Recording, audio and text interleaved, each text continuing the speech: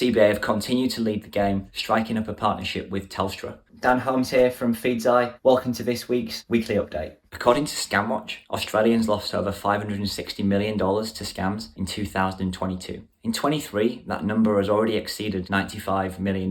Unlike other parts of the world, if you're a scam victim in Australia, the bank is not obligated to refund you your loss. So this causes significant financial and emotional distress for victims. Investment scams are by far the biggest driver of losses. Despite calls from the mainstream media and government for banks to take some liability when it comes to scams, this change in liability is yet to happen. Banks themselves are already calling on big tech to also take more responsibility and potentially some financial liability for scams as well. Whilst this broader liability debate happens, banks are making positive strides forward from a technology perspective. CBA and others have already stated publicly that they're looking at technology like behavioural biometrics, which is the concept of understanding how an individual interacts with their device. So on a mobile, for example, understanding their swipe patterns, their pressure of touch and their size of touch, in addition to the gyroscopic data and the angles at which the device is held. This allows the bank to drive an individual pattern of how somebody usually interacts, and we can compare the current behaviour to that normalised baseline in real time to help drive risk anomaly detection in future. There has also been an increased drive for education and awareness, both from the government and from banks, to continuously warn consumers of the ongoing risk of scams. Westpac and CBA have also received plaudits from media for introducing Payee name checks. This is a very similar process to confirmation of Payee, which was introduced in the UK a few years ago, and this allows the payment sender to validate the beneficiary that they're trying to pay is indeed the beneficiary that they think they are, giving the customer the opportunity to opt out and back out of that payment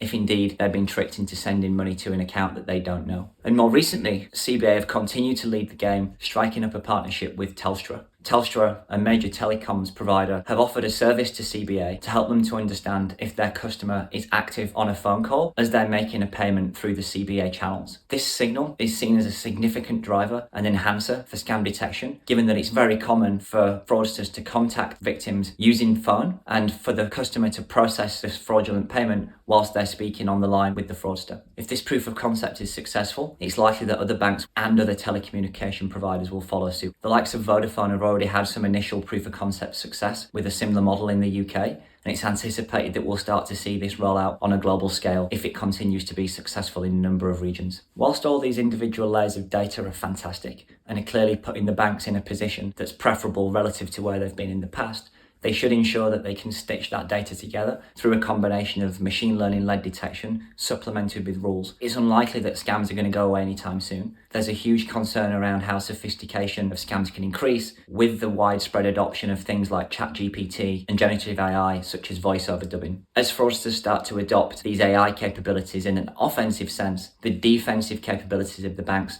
will need to continue to be robust and continue to evolve at the same pace as the fraudsters. Please do let us know your thoughts on the option of using active call detection as a risk signal within your scam detection strategy. Thank you very much for listening. This was the Feedzai Weekly Update.